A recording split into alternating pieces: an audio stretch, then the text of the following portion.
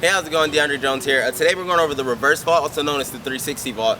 And I'm going to also throw in how to do the double leg reverse. That's that really cool free running flare move that you see often in videos.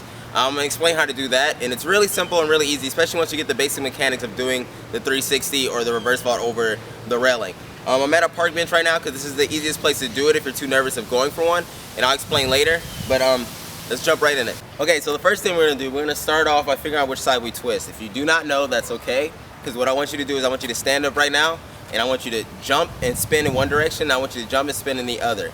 Whichever way feels more comfortable, that's the side I want you to start with. But once you've mastered it, I want you to try to get both sides. It's important with parkour to master those vaults on both sides of your body. So you never know what you're going to find in the real environment. It's just a good thing to just, be more comfortable with your body. It helps out a lot if you can just, do the opposite side of everything that you do.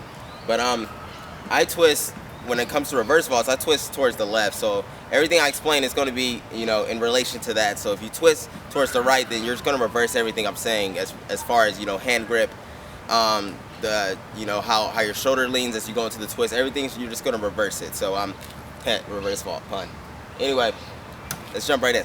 Okay, so the first mistake I see a lot of beginners make whenever they go for the 360 is they place both their hands down facing the same direction in hopes of getting the spin, and it just doesn't work out that way. What you want to do is, since I spin to my left, that meaning my right shoulder spins towards my left shoulder, I want to place my right hand down with my fingers towards me, but my elbow pointing out. And if you do that and you start to jump, if I was to jump right now, I wouldn't be able to help myself but to spin. And that helps so much when trying to get that 360 down. It's just, basically putting your arm in a position where if you jump, you're automatically just going to go into the spin. It's just natural for your body to do that. Your other hand, it's there for support, but once you go into the jump, it's going to let go, and you're just going to be on that arm that's facing towards you, and that's what's going to give you that rotation. If you go the other direction, meaning if your left shoulder spins towards the right, so you're a right spinner, you're going to place your hand down with your fingers towards you, but your elbow pointing out. Not this way. Your elbow is pointing towards you on this way. Elbow pointing out. And again, if you do it right, you won't be able to help but to do the 360 spin. Now from there, I'm going to explain the tuck and how to spot the ground. So if you follow the information I've given you about the hand placement, you should be able to go out and just naturally be able to do a reverse vault pretty easily. Now there are a couple things that you should do in order to make it a lot better. When you're placing your hands down, remember to have your fingers facing towards you and your elbow pointing out. What you're going to want to do is as you spin, you're going to want to look over the shoulder into the direction that you're spinning and try to search for the ground.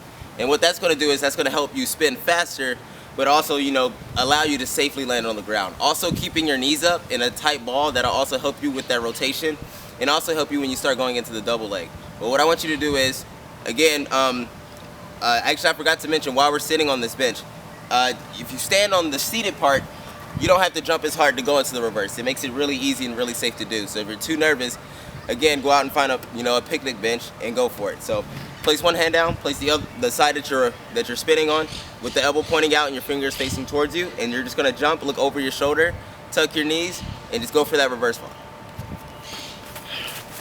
After you feel more comfortable and you're ready to move on from the bench, you're gonna want to find a rail that's about waist height. From there, you're just gonna want to, I've seen people go from it out of a punch or out of, a step out, but you just want to do a light jog, a light run. You don't need to run that fast to go into this. And what's mostly important is that you work on that hand placement.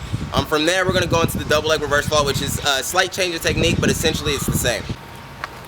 All right, so for the double leg reverse, at first while we're doing the reverse vault, you generally, you go over your butt and make the 360 and land. With the double leg, you're going to have to change your technique, and what I mean by that is you're going to want to go over your shoulders, not necessarily your butt. So it's going to take a lot more speed and a lot more power. I think I might actually do the punch technique when I go into the double leg, but basically if you could do a side flip, what I usually tell people when they want to learn how to do double leg reverses is just do a side flip. Do a side flip reverse vault. And that's going to get you in that position to kick those legs out and go into the reverse. But I'll give you a couple of examples of a reverse vault over your shoulder as opposed to it being over your butt. And then from there, we'll work on that double leg. So with practice and patience, you'll be able to get that down. Again, you're not necessarily going over your butt. You're trying to go over your shoulders and your upper back. Basically, once you get used to that, you're going to be ready to whip out that double leg. And essentially, the reason why I say if you could do a side flip, just try to go for a side flip reverse, is because, you know, you won't need to tuck to make the rotation. Your arm is already, you know, supporting you on this railing. So you're able to just like flare out your legs and just whip them out and just continue that rotation. Again, everything remains the same. It's just you're keeping your legs up in the air, looking over your shoulder and following it all the way through. Again, trying to spot the ground. I'll give you a couple of demonstrations and then from there we're gonna move on.